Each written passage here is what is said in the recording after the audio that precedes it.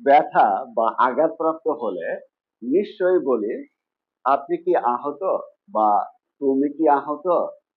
সেটার ইংরেজি are you hurt, are you hurt. আমরা অনেকেই আমাদের বন্ধু বা বান্ধবীদের উপস্থিত হওয়ার জন্য বা সাথে থাকার জন্য বলি, কিরে তুই কোথায়, কখন থাকবি? কিরে তুই কোথায়, সেটার ইংরেজি where are you. Where are you. কখন থাকবি, সেটার ইংরেজি will you stay or will you be. Will you stay or will you be. উত্তরে অনেকেই বলে, আমি কিছুক্ষণের মধ্যে তোর সাথে থাকবো বা তোমার সাথে থাকবো। সেটার ইংরেজি I will be with you in a moment. I will be with you in a moment.